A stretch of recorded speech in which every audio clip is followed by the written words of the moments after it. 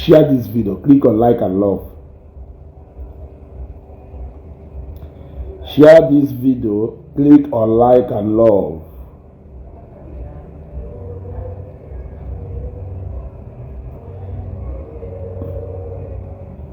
Share this video.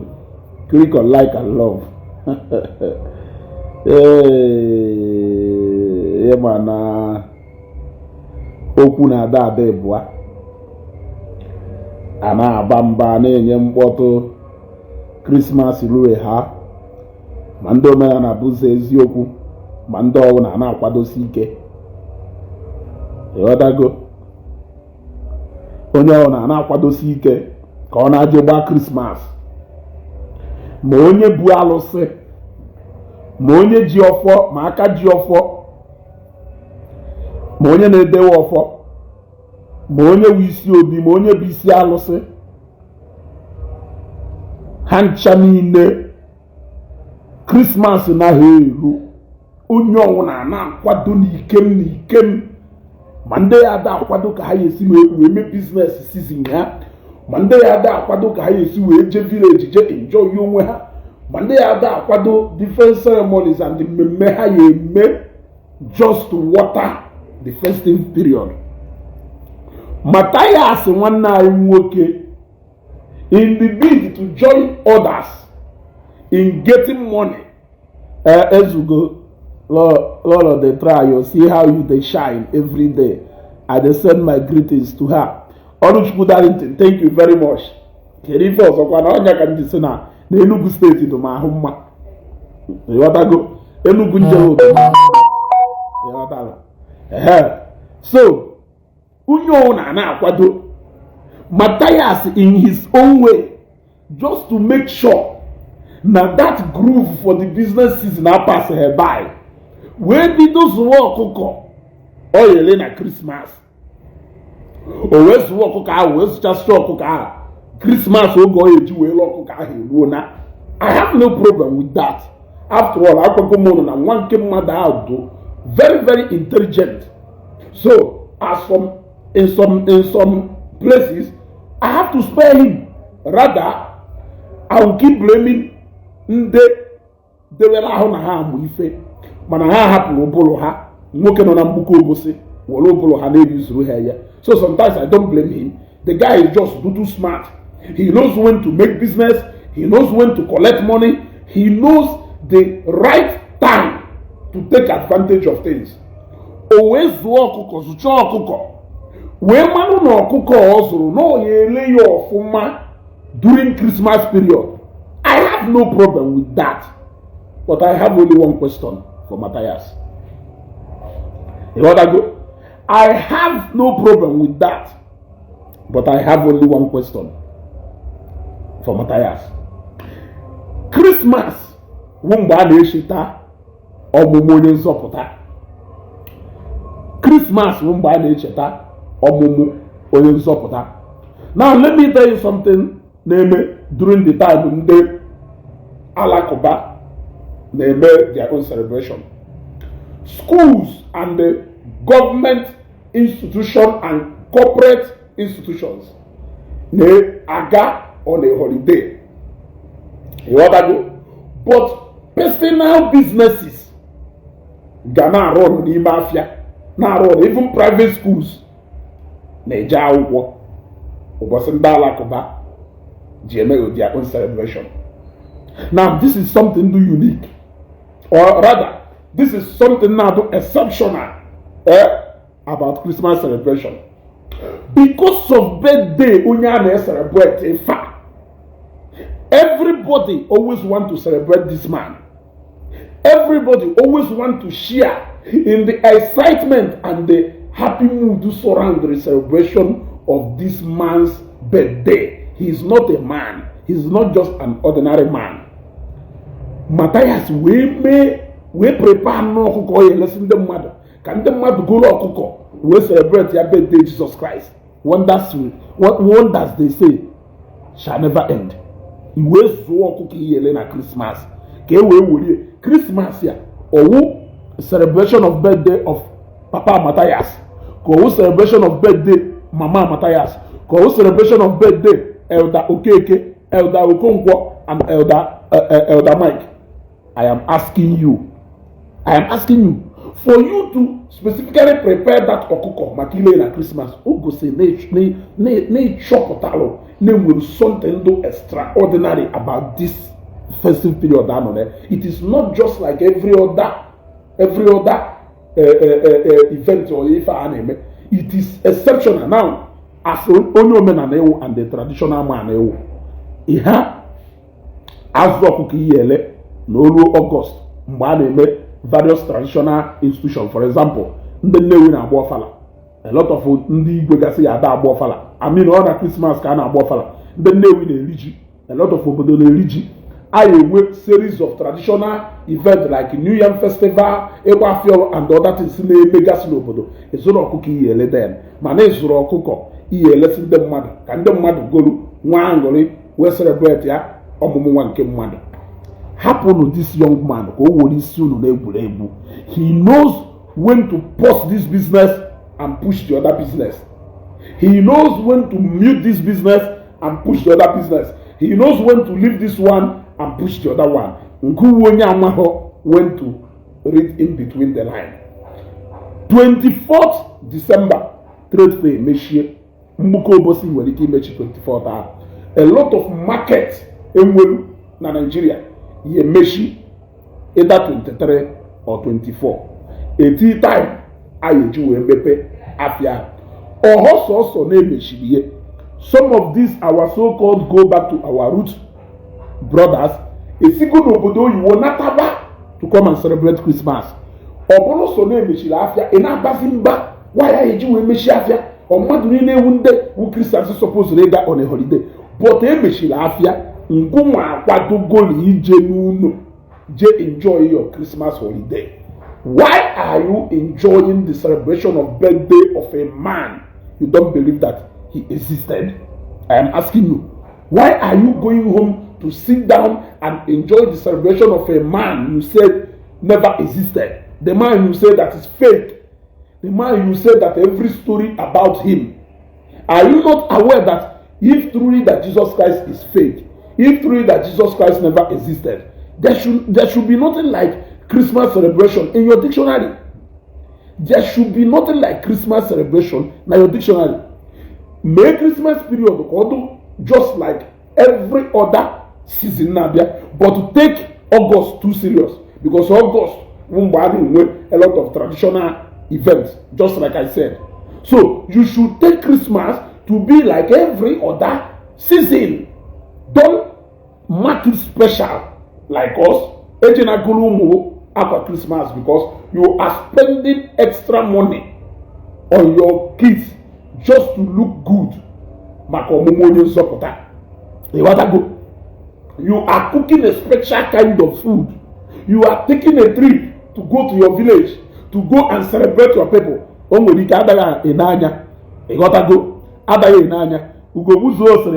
Oga, who told you that he is enjoying it? Who says he's not enjoying it? Ebe ọkwadoro ọkụkọ ọ yelesi ndị mmadụ na Christmas. Ọwụọ bụrụ na ọ mahụ na ndị mmadụ na-enjoy Christmas season. Why are you wee zụ ọkụkọ ọ yelesi ndị mmadụ? Eju anata anụ ọkụkọ na na-ewe iwe. Ịfụta n'ebe akwamozu ihe ejefu ebe atara ọkụkọ wa akwamozu ndị ọgaranya. Now, number one. Number two, when he showed us his house in the village was last Christmas when he traveled home for Christmas with his children. Ọbata luo ka ogosi anyị nọ arrive go na be ọmọ na egbe ka ọ na-agba onwe n'ọba. Oh, so na nwa nke mmadụ akwadoro uri kpọrọ ụmụ ya na on a trip to his village to go and celebrate ọmụmụ onye nzọpụta. Ugogbuzuo ịma ife na-ekwu eziokwu. Ịma ife na-ekwu eziokwu ịba n'ime afịa kịta ọ na-azụ ọ na-afịọ onye ọbụla ma ndị omenala bụ ụzọ eziokwu ma ndị omenala bụ ụzọ okwu asị ma ndị omenala bụ ụzọ okwu asụ ma ndị omenala bụ ụzọ okwu ala ma ndị aja anyị elu ma ndị aja anyị mmadụ ma ndị eze nwaanyị mmụọ ma ndị eze nwaanyị mmadụ ha ncha niile eso mụ na ya arọshi n'ime afịa ka ha rọshi ya jikọkọ n'ife ha ya eji wee kwado. Ụfọdụ n'ime ndị eze nwaanyị efuru lụchara ụlọ owu na Krismas a ka ha ya emepe ụlọ ha. Ụfọdụ ndị nwa dibịa etisha anụ mmemme gasị na this Christmas. All I am saying is Treat Christmas like every other day. Let it not mean any special thing to you. If you don't believe that that man had a celebrate that day, that he actually came to this world. If you don't believe that that man actually existed, there should be nothing special on that day for you. This should probably be like every other normal day for you. Yes, this should be like every other normal day for you. You want to go? That is it. Mana, mbani ma fi jeko akpoko. Mona unu ekwa akpoko. Akpara iseketa onye ona ọdachana nke ayo eri n'unu. Ọkụkọ toro call them anụ niile dị iche iche cow sharing ụfọdụ eji na kewe anụ ma ndị ya ebu akpara ise ha ya eke ndị mmadụ ma ndị onye ọnwụ na-amụchacha na moto ye agbara m trade fair ka onye ọna si amụcha moto ma ndị ya ebupụta Camry amụchara 330 a na-amụcha onye ọna na-agbada iti isi n'ilo ikpepo na-ekwo onye ọna na-ana ka ọ na-aka eje celebrate o gosi na-enwe something do special. And I'm talking about all over the world. I'm not talking about only an Igbo. Because oh God, an Igbo land. We are not talking about an Igbo. Even in Docha, na got vacation, they enjoy their Christmas mood, celebration, not on a vacation with their family, we celebrate and mark ya, or mumonye zopota. If I call ye wonye zopota. Ugo buzongo kan najo. Nobolo de kita Mathias ana. Omekwa video na village ye, mme gosi ye. Yes. Omekwa video na village mbe gosi ya ọ na-ere ọkụkọ Christmas. Even ebe ọ na-agwa ndị mmadụ bịa goro na ọkụkọ kuruwe Christmas ya nya warụ ga na agwa ya mmiri. Ịghọtago? Amanda shi ma na eziokwu Tony Ijeọma ana m atụ asị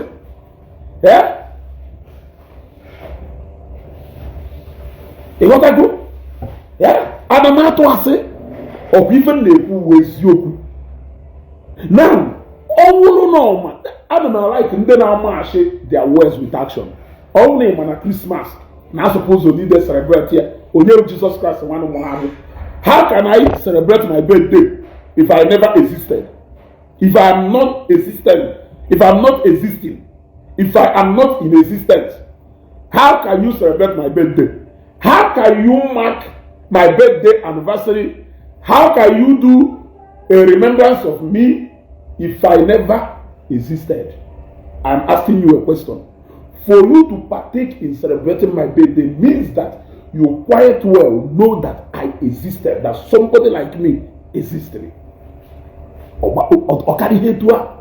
Now, all na-achọ ka encourage ndị mmadụ ka ndị mmadụ wee kweta na onye dịka Jesus Christ abịaghị n'ụwa na-aghụghọ ndị ọcha na-aghọ anyị. Kedu ihe ị na-elesịrị ha ọkụkọ ha eji wee celebrate birthday Jesus Christ ya? Ana m ajụ ya ajụjụ. My uncle wey follow dey go the route don book 2 fowls for me. For Amanda chi o bukugo ọkụkọ ụmụ ya eji wee celebrate. Ana m ajụ ya ajụjụ.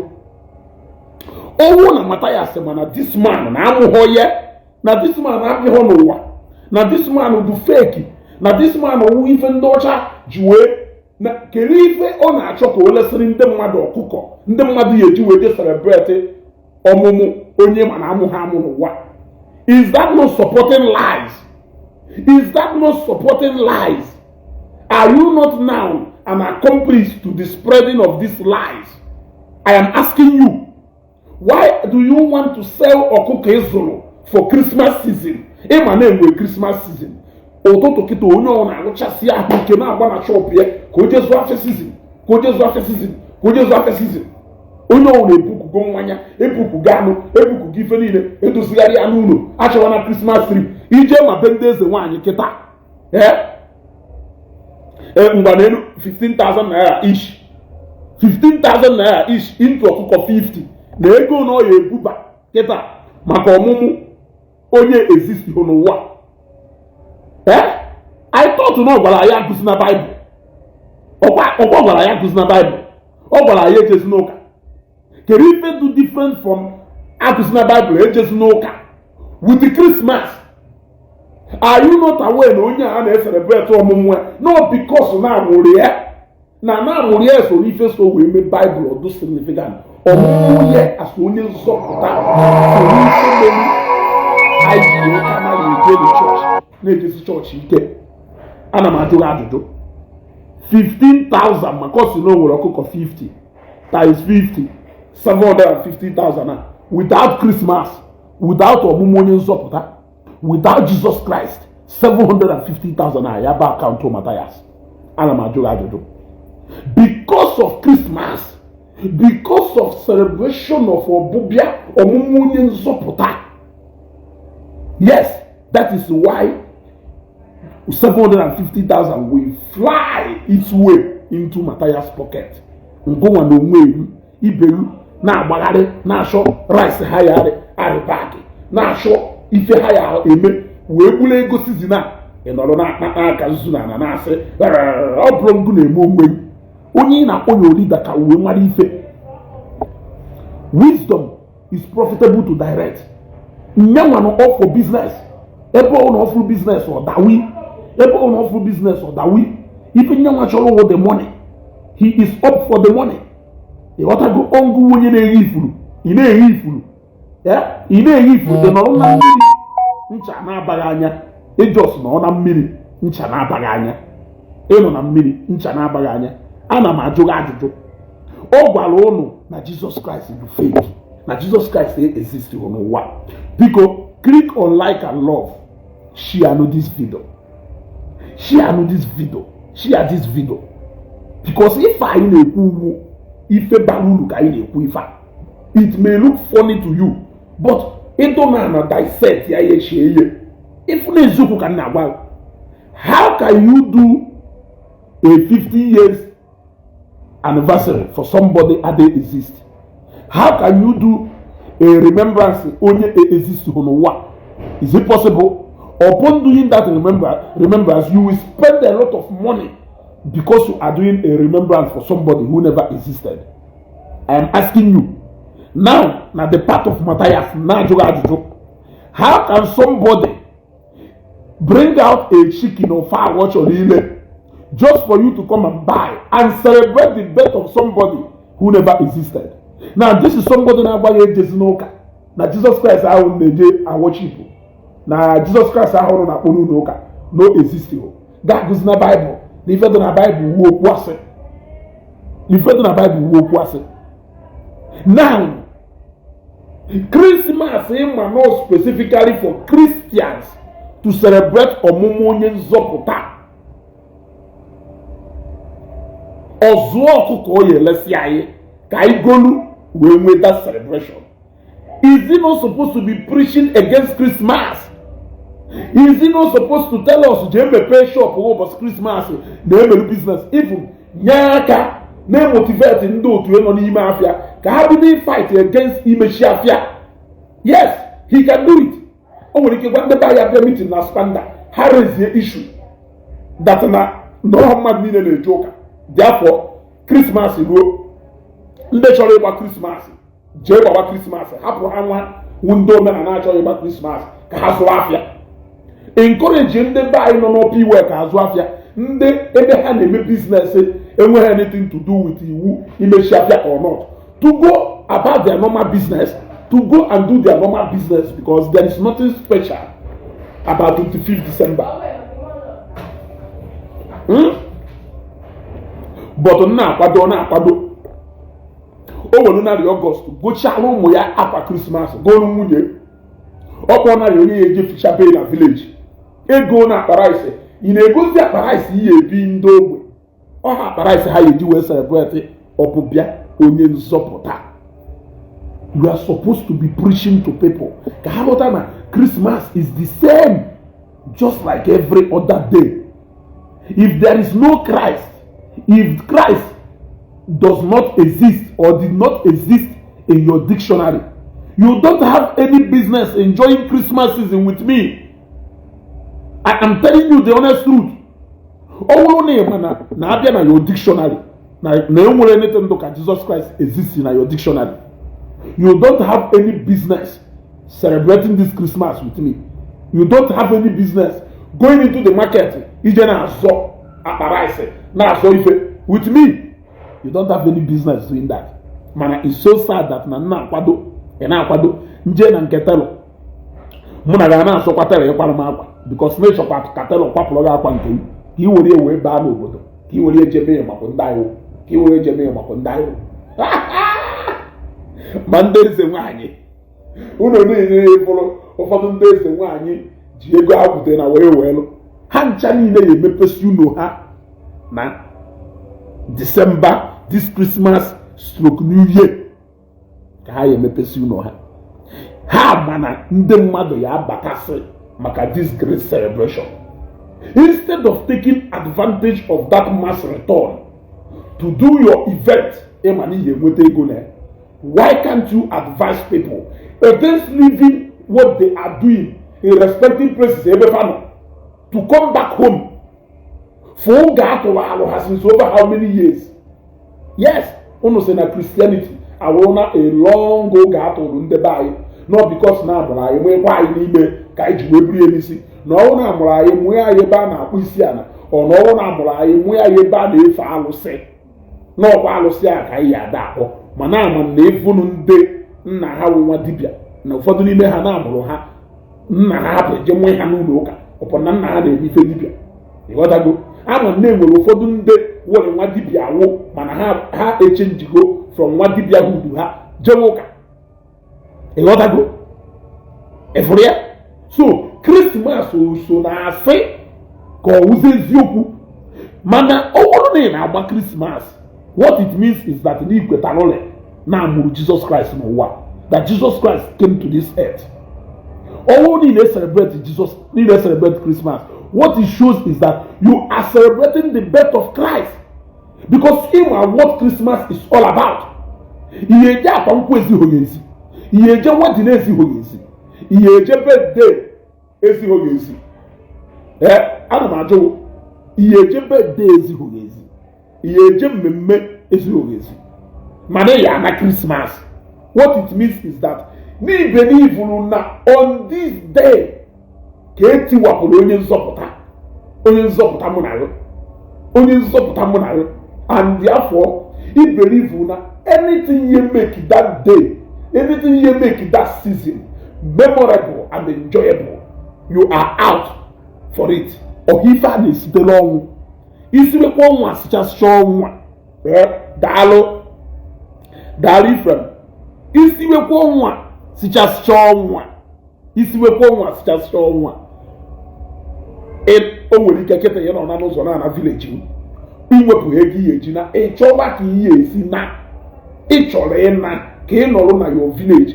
Christmas is actually the day ọmụmụ onye nzọpụta actually is significant for always taking people back to their root, because ebe a nọ kịta is my root. Ebe a webe mgbanyere mgbọrọgwụ, ebe a ka a nọ wee mụ. This is my hometown. Now Christmas is remarkable for actually taking people back to their roots. Mandela America, all walk within you know your walk at the beginning of the year, end of the year, they will all come back to their root to celebrate Omumoyen Zopota. Mandela Asia, Mandela Europe, they all come back to their roots every Christmas to come and celebrate that Christmas season. So I have never heard anybody who speak against Christmas. I have never heard anybody who speak against Christmas. I have never heard Mathias Ezeaku speak against Christmas. Rather, you will hear them say, Mbakana Christmas. Or that the way to actually start fighting against this so-called Christianity is by speaking against that Christmas. Because now that day can pull out onye na-eso okwu ife. Onye bụ ife a na-esewo that particular time ka na celebrate ọmụmụ. So ọ bụrụ na ife onye awụtara unu is nothing but anger and destruction na Igbo. Why are you celebrating his birth?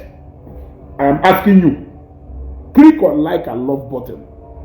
Metro maka na like and love button. Or you share about this video. Can I share this video?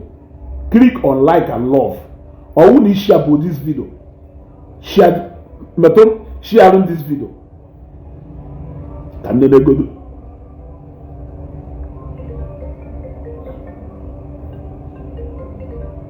You gotta go. Click on like and love button. Then all need share about this video. Kabaho, Matolma can share button. You gotta go. Yeah? Merry Christmas, my dear. Merry Christmas and Happy New Year in advance. Matolma can share button. You click here on like and love. Now we don't like and love. You gotta go. Facebook. Now I'm sorry, no matter what, we must be talking. Makadifa yoku wesioku. Why are you celebrating the birth of the man who oku anapoto na Facebook? Are you aware that no namuho Christ, there will be nothing like if I in today. Oh no namuho Christ, there will be nothing like if any na in today. Because on ya wonye supporter. And if I need so since wo because now they preach the monago ka na bato onye supporter. I will to say, if you don't believe in the mission of Christ, no what? If you don't believe in the existence of Christ, you have no business celebrating Christmas. For as long as you are celebrating Christmas, you are celebrating the birth of Christ. Is it clear now? As long as you are taking it upon yourself every year to go back to your village, to go back to wherever it is, to go on a vacation, to go and have fun with your family, to mark Christmas. You are indirectly celebrating the birth of Christ because that is what it is that is significant about Christmas. Now you may tell me,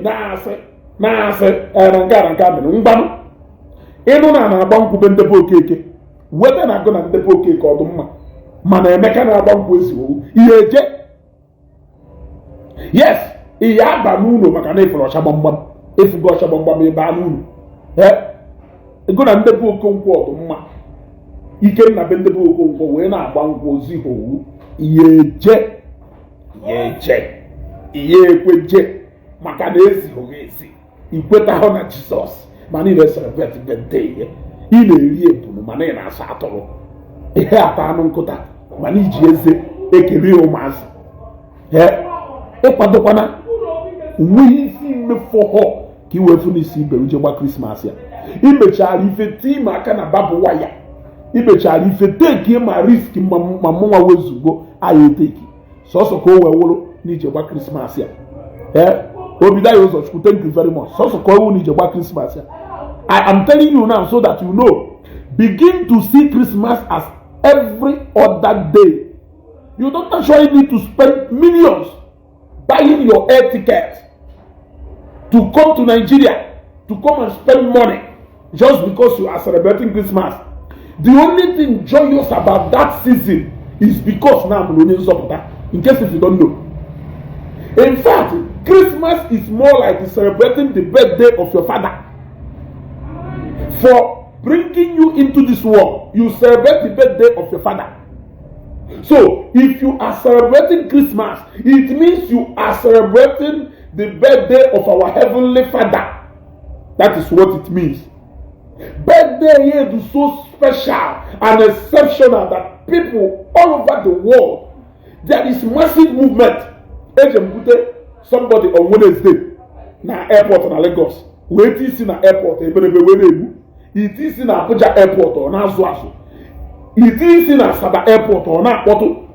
It is in a airport Anambra State or na Poto. It is in Owerri airport or na Poto. A lot of people delivered 3, 4, 5 months ago. Zowo Kuko, hi Elena Christmas ya. Mathias inclusive. I am a bono mulefi. Oye laba. Ozokito make Christmas bonanza. Na real estate business on a make. Only on a Christmas and adore market. But I am telling you, you don't see people going for vacation during Salah. You don't see people selling okuko. You don't see people doing a lot of things. You don't see people even traveling to their villages. Yet all the same thing Christians they celebrate. Kande ugu they celebrate in all na American dalakoda. Reason in a special way is because this thing is not for us. we don't believe in that thing. How I believe. This thing is specifically for them. So we are begging them to men and abuse who are saying, "Oh, happen on a Christmas, cause we lie." Who knows celebrate now? When you follow GM, that person who would the reason for that season. Somebody is the reason for that season. If you don't believe in that person who the reason for that season, you don't have any business partaking in that celebration. It is very simple. As akaya kumosu na January, happy January biya kumosu akachosu na ba 25th. Ndewe mmanya begu iwo na the August. Je goro mu gapa. Goro munye gapa. Onwe ife mebiri begu. Idozi ana asabisi na jenogo. Egodago any asabisi si anoko bagari anu no me maintenance work here and there. Buku moto garage lowe. Nenya dozi ife me for to call ya do konyo na we na puo we just celebrate that Christmas. Ọwụrụ na ịnwa ha today ka mgbakwo o nwere ike ọwụ n'isigo obodo Igbo nata o nwere ike ọwụ na ka ya nata o nwere ike ọwụ n'isigo Lagos nata o nwere ike ọwụ na ka ya nata ife ị na-celebrate wo ọmụmụ onye nzọpụta. And for the fact that n'iso wee mee celebration maka ọmụmụ I believe no existed. I believe no real. Amen or fake. Or fake. You cannot do anything just to come and celebrate the birthday of that man. You gotta go. Ofala newi, man in a beer. You gotta go. Ofala newi, man in a beer. You gotta go. On those it concerns or how they appear. Mana because na Christmas concern no. That is why. Na man goes in such a and I got to Christmas and I got to maka ọmụmụ onye nzọpụta. That story it was I know fake. If I Israel no exist ho. If I gwara na ndị nna nna anyị ha Alicia ezigbo mmadụ. Alicia I greet you. If I gwara anyị na arụ ka eji ewe anyị nye ka ọ na-eme nne celebrate. Ị na-celebrate. I am a kita. Let the celebration begin. Merry Christmas in advance. And the key wemalo. Mathias Ezeaku Ejiofor. Ndo me na buzo okwu asị na ọnwa amalu unu. Isikwa ha Merry Christmas in advance keda. Also I wish you the same. Isi ka ya hapụ go happy new year. Maka na new year onye ọ na-achọrọ ịba new year. Ma ndị ekweru. Isi ha keta Merry Christmas in advance. Also I wish you the same. Oya wa say na Christmas re musi eba kwa bigo. Which Christmas? Which Christmas? How can you celebrate my birthday if you believe that Ezugo doesn't exist anywhere? If you believe that there is nothing like Ezugo, if you believe that the story behind Ezuga no ga ka eji we to lie, na eji we deceive why, how can you surely prepare and take a man away just to come back home to come and celebrate this same person you don't believe that he existed? I am actually telling you people where to structurally restrict yourselves. You don't actually need to be talking too much. For example, Easter lo bande mmadụ na onwere ife concern ru Easter. Onwe onye kairi akwamozu na village ru maka Easter. Oge lo je akwamozu ije akwamozu na Lord okay, Godwin. Monsieur, Lord okay. I don't know if you are getting my vibe. You don't feel me? You cannot be celebrating somebody you don't believe in. You cannot be celebrating somebody you don't believe existed. You cannot be celebrating somebody that is not even, in fact, as far as I am concerned, to you, Onya exists. Onya ke happen how many miles away? Buy ticket nangalo no dollar galalo no dollar lale. A buy ticket buy all the way from America, all the way from Asia, all the way from Europe, northern Nigeria, west, everywhere, just to come and celebrate. Despite insecurity, even in the southeast, still people are trooping in. by n'ilo asị Lagos wee batara ebe after 2 nke abalị. What I say, ahapụrụ m Lagos almost ebe to 3. Anyị furu moto n'ilo. Anyị na-ekwu ha na-ekwu Igbo ka onye ọna na-agbada Igbo, ma ndị ji ego ma ndị eji ha ego, like somebody like me ejighị m ego wee bata, but my duty is to ensure na mụ nọ na be nna m wee gba Christmas ya, and that will also be the fate of so many people. O nwere ego mana ọkpọ ha nwa obere ego ọmachawiri na akpa o ya eji soro ibe taa anụ ọkụkọ 25 ya, soro ibe bushal mineral ṅụọ, soro ibe pagharịa. There is always a joy, and you should also appreciate the fact that the birth of this extraordinary man has always been uniting us more than it has been dividing us. For people, even for people say na Christianity and Jesus Christ would have so much division na Igbo. I am asking you, what event has united people na Igbo? What event bring Igbo people back together na Igbo more than Christmas? That is the birthday of Jesus Christ. I'm asking you, can you tell me that event, or Falabon, or Ilijibon? Not even a Kwamozuakwa na family, not even a Kwamozuakwa na family who bring Igbo people back in numbers. Because never throw my kind of like and love button. Emma no modify an area na Facebook. And all the here aye fa aye na gbaro. Ihe help aye. Share this video. Share this video. Na video work with that can to so many people. We want you people to be living it. Stop talking. Talk is cheap. We are tired of this noise making. Mathias Ezeaku Ejiofor. Only they call the lesson Okoko. Is that not him indirectly supporting what is condemning? In the other way around, in why that Jesus Christ is the fake, that Jesus Christ is existing, that Jesus Christ is you have even claimed to be Jesus. Some people have even claimed that you are the Jesus of our time. Is tomorrow your birthday? Is 25th your birthday? Since Mathias Ezeaku Jesus, there are people who has always said that Mathias is the real Jesus of our time. Is this birthday Mathias can actually celebrate? You got to go. Franco will have been because na Machok and John birthday Mathias on the 25th. Or birthday kaini me na konyolefa because ndị mmadụ gwara anyị no nyaw Jesus ka e wee sị no na ele ọkụkọ for ndị mmadụ ka ha golie wee kwado maka birthday ye ụbọchị amụrụ ya.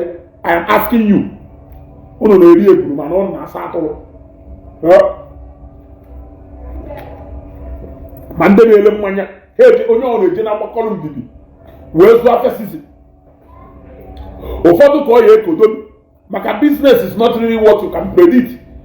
I nwere ike jee biri ego wee jee golo ife ahụ stọk ọ ya eche na ihe elekwa ka isi ele ọ daịta na ihe ele ntu isi ele mbụ ebe anụ ụgwọ a na-ekoghị ntu ahụ esi ekwe ịghọtara which is it mana eziokwu ka m na-ekwu mana onye ọnwụ na ya eme everything possible ka ọ kwụ na afịa season ọ ka alụghị mma na inwere ngwa afịa ahụ mana ileghe ya ele efu na ị na-enene ngwa afịa anya because no ngwa afịa ahụ ka ọ ya wee nwee chances n'ihi ile.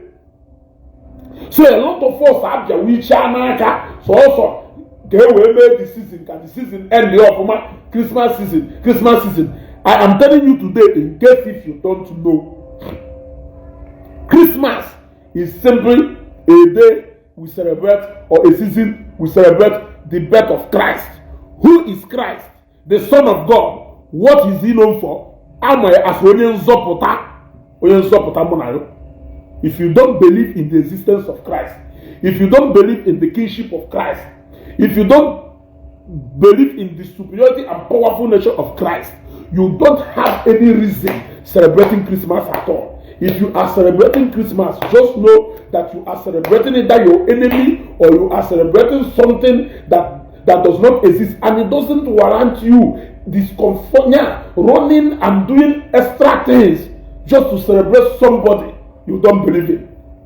For example, I have a message. Mathias in a message. He had in a message. You love the message of Mathias and the head. Why will you be celebrating me, Ezeaku, when you know that my message doesn't go well with you? Bidokita advocate iwe na Igwa Ngozi Emeshebe sie oga next year unu kwade na Christmas na ba na hapụla ya afia na enwe ndị believe ga-abịa na azụ afia bịa abịa na mkpuko obosi ebe Mathias nọ dominate ya kpọọ ha gbafa donu next year unu nawa Christmas unu jere ịgba hapụrụ na ya afia obu n'ụbọchị anyị ga-eje celebrate Alobinago and the ancestors anyị nọ na hemichiri anyị afia. Can you people start reasoning that along that line? That will be the best way to structurally gain and push your message, and not by making noise. Easter lo, I know Easter. You just celebrate it. You just sheta. No, you celebrate. Isa I never. I know work on this rice. Isa I know bunesi. You gotta go. I know work on. Nesi ni. Isola I know si. So, nya ọkụkọ ahụ, rice ahụ, mmanya ahụ ihe edebe na 25th, decoration ahụ ihe emepe na 25th. What is it for? I'm asking you, what is it for? Do you even know what it do you know even know what that 25th signify? Or birthday nne you can nai, or your birthday, or kelu birthday onye ọhụbụ in a celebrate here in that special way that you have to take a trip from abroad to Nigeria down to your village to go and spend some days just to celebrate that person's birthday. Is able to celebrate in Kenya. But the birthday, ebe na alolu, he will leave. You just celebrate your birthday. But the birthday to you, birthday munye, birthday nne, birthday nna, he will leave. You just celebrate your birthday in that. You want to go? Have you seen that there is something more to this man that meet with the eyes? That the whole world will gather in this particular period to celebrate the birth of this man. Even those who don't believe in him are also helping to spice up that celebration. Because if I come back and I don't see you, and I don't see you, and I don't see you, I may not come back next time. But batakwa no lokwa afukwa Mathias ana agbakwa video na village ye onye ọ na agbakwa video na village ye ụmụnna ya na abata na apụ. It has the birth of Christ has actually united us more than people are saying that it has divided us. It has more unity among the Igbos, because at this time of the year we unite. There is family reunion, there is old boys reunion, there is a lot of celebration that brings people united. It brings people together. So what it means is that everything that has to do with Christ has to do with everything that is unity, that is love, because it is when people spread and share extraordinary love. Extraordinary. Oh, when they share love every now and then, but we can't share na Christmas na do extra. For instance, Jerry has an antidote to have the ife. Obi Jackson an antidote to have the ife. May the soul of Ndeni Nemuro Okija rest in peace. I am coming back to talk about that Okija incident. You gotta go. But people go out of their way to do more, to share that love in huge numbers, for people to be in joyous mood during the birthday of Onye Nzọpụta, which is Christmas.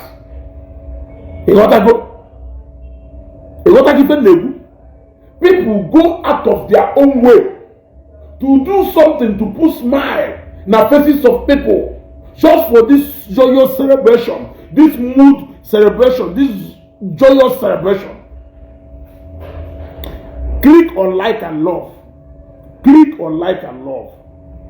Click on like and love. Say, Madam Spudalo, you ought to go. Nda wunde ya wani kwozo. Hani mozo.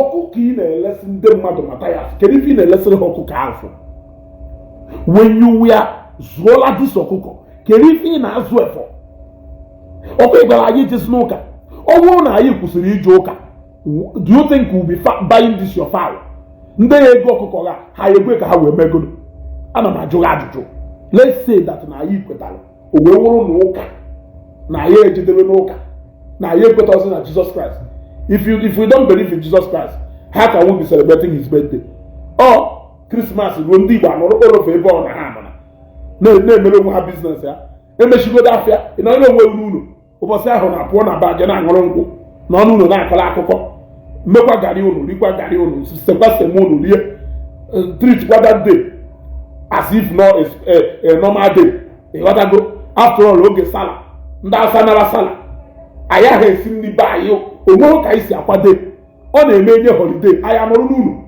ndị ọrụ oyibo niile were ụbọchị asụchasị akwa ha zuola onweghị ike n'ụlọ onweghị ife dị special ha na-eme that day so don't even use excuse on our afia mechie onye ọwa na Lagos afia na-emechi for how long na-agba ngọ afia na-emechi for how long moreover emechi afia iwere ihe n'ọrụ na Lagos zuo ike afia niile ịzụrụ from January to December you must not travel to go and celebrate it onwe akwamozu enwere ụgbọelu na January 5 olu January 4 ijebe village akachi ozu na January 5 na January 6 ọdụọ different from akwamozu ndị na-abịakọta wedding ndị na-abịakọta within the year ịghọtago ife eji abata nke a nọrọ nọcha because of no nwere something ndụ special na-eme which is the reason for that celebration. Yeah? Onwe Buchura Molushi, I greet you. Yeah?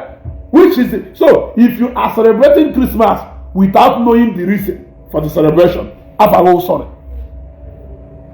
If you are celebrating Christmas without knowing the reason for the celebration, I am pleased to tell you, I am pleased to announce to you that the reason for this celebration is Jesus Christ. So, if you don't believe in his existence, if you don't believe in his kingship, if you don't believe that his birth, he was born in a very extraordinary way that meet the eye. So special. If you don't believe in that story surrounding his birth, you don't have any reason celebrating Christmas for us. You don't even have any reason coming back. You don't have any reason traveling to your village. You don't have any reason. Mathias, you don't have any reason selling okuko because he did a lot of okuko. Yes, he did a lot of okuko. In a lot of okuko. Izudele na mbuka lewa okuko. Innocent dalo. Izudele na mbuka lewa okuko. If you were so shallow okuko, he na this season. Number one, okuko ane na Christmas. Price here na dish from normal time. Okuko ane n'oge ndị ọzọ. So every Christmas period, he have in there, he has to work on so what stock what if you have during Christmas. Why will you take advantage of that period if you don't believe in the reason for that particular season? I'm telling you. Iyeje na wedding mmadụ jenele ọjị n'ilo ma ọ jenele handkerchief n'ilo. I'm asking you, I'm not talking about ịmana onwe ife na-aza na ife our business onye. Ma no ụdị momentary business ya like nduzu egwu Mathias ada ele ọkụkọ. Ife o ji wee zụwa ọkụkọ ahụ because of Christmas, he wants to partake. He wants to share. He wants to take advantage of this beautiful season. Now, chetakwana yawasi ndị mmadụ no because na ịgba ndị mmadụ ma ndị ịma nọ n'ụlọ ụka ka ha si enweta ife ha na-eri ma ndị ịma ha nọ n'ụlọ ụka ka ha fụrụ favor mere ife ha wụta ịgwara ha forget ife niile ahụ. They should go back to their root. So why will you come and partake in the favors and the akolongwa and the gongoricos na ogbefe anyụba that comes with Christmas? Because he dey ọkụkọ ị na-ele mgbuka ị na-azụ afịa mgbuka na mgbuka obosi But you want to take advantage of this season. Ka ịzụọ ọkụkọ, ka iwe were zụọ season maka ịma na ọkụkọ a supposed to ile 10,000 on a normal season. For the sake of Christ, ọbụbụ onye nzọpụta, ọmụmụ onye nzọpụta, iyele 15,000. Iyele 15,000. So I put it to you that listen at Jesus Christ adịghị ego. Mathias, Jesus Christ is about to give you a cool 750,000. Isi na Jesus Christ nyere gị ụbọchị birthday you, kelu ndị na-emekarịcha business nwanụ gụnụ ka a ga-emekarịcha maka birthday you. Kelu ife people you benefit karịcha maka birthday you. After all, your people team will go up. Senate is more powerful than Christ. So people should have one benefit or the other during your birthday. But your birthday, just like every other day. Your birthday, just like every other day. So you cannot say that no Lord Jesus Christ gave that money. You cannot say that if I have no miracle money.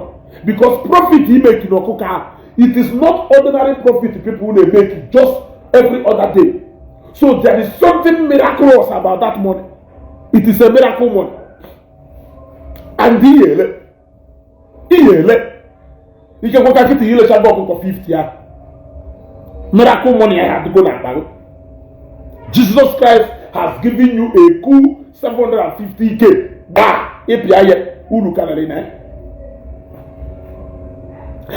you are selling this okuko to people so that they can use it to go and celebrate the birth of a man you don't believe that he existed.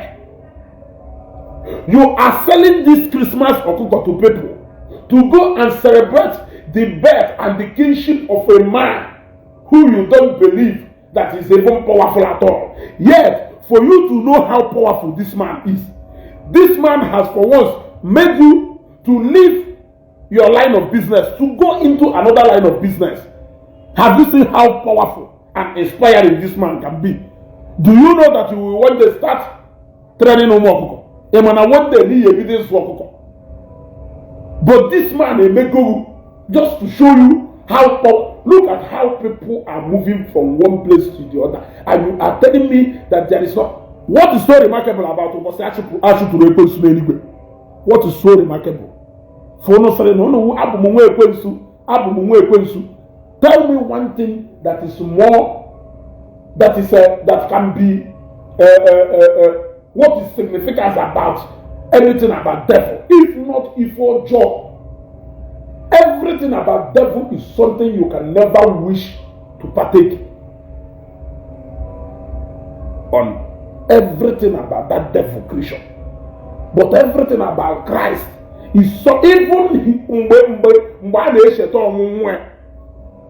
people are still celebrating because no one we finalize salvation. We finalize salvation. So Omumuye and Omuye cause people are celebrating all over. Easter Easter So tell me, can even do nani wire do capable of bringing back people in numbers like Christmas? I'm asking you. But days ago, I have to enter this live laughing. Which kind of topic be this? My name is Ezeaku. Precious. And I'm out to ask you.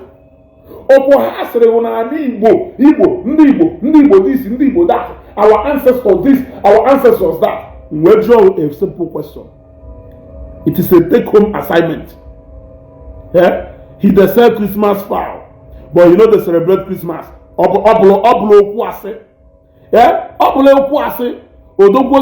Truth is bitter, but we have to be saying it. Can you tell me anything done an Igbo capable that has ever watched Yataman people together like Christmas? I am asking you.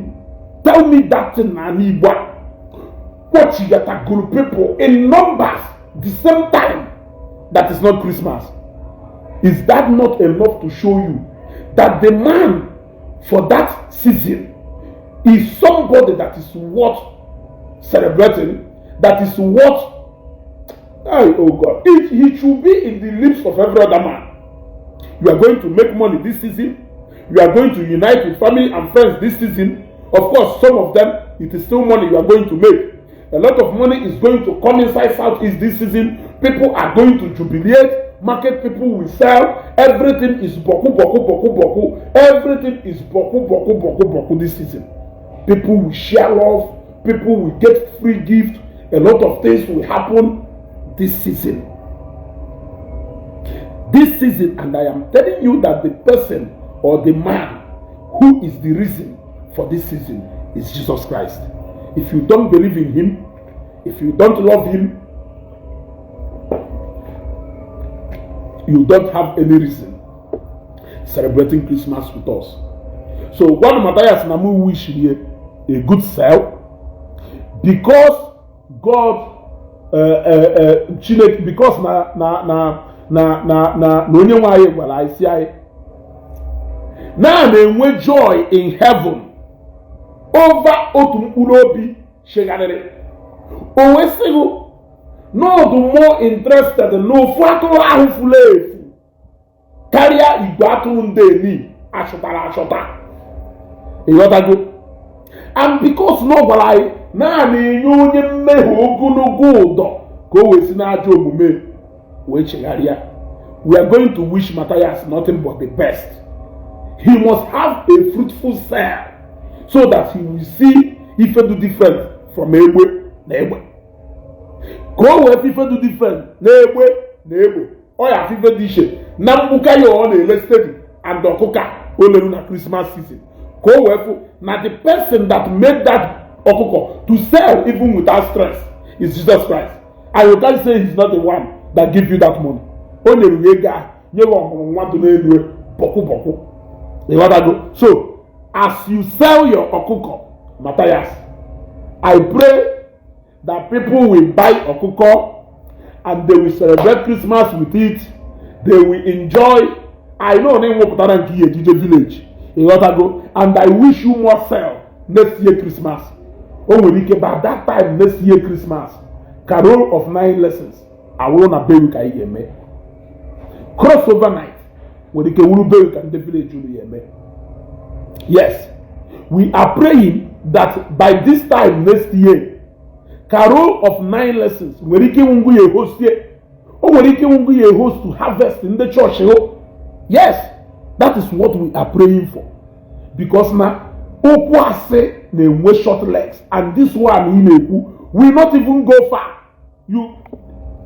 I will tell you what Okwa is like. Oh, if you mean a Facebook I will use it to tell you how far Mathias and his people can go in this their gospel. I don't know what to call it, but I will tell you how far they can go. Until then, happy Christmas, Merry Christmas, and Happy New Year in advance. All name on so and poor, Jegolo Okoko. All name on so and poor, Jegolo Okoko. Now go mono no nya wo. All no ma Jesus Christ in the real. Or ya dey listen them mother Okoko how you just celebrate here. O carry etu a on the Okoko na azu Okoko. Ubo dey come market da na Okoko. If on the lay one. If on the lay mbuka. You gotta go. So for now we add a little touch of Ezeaku just for the Christmas. Oh, go sell normal. Now, acknowledge the fact. Never woman when zopota. Or accept when zopota. Oh, man, no zopota have no one. Oh, man, no, lo maki here. Makanan kenda la kubabi ha no one. Man, he has celebrate here. And the year as well here. Okay, Hajime. Okay, you want to go? So, we wish him all the best. And the best sales in his business. Wolu okunwa nke mmadu murife kanka we wurife mmota nyere unu tuso ozi a na inweta click on like and love ka ozi a wee rute ndị na-edeceive onwe ha. We will not allow them ka ha kpafuo anyị ada akpa ha nso na akpa ha nso onye ịtọ aka ha ejighị malụ ha amalụkwa daalụ na ụmụnne m.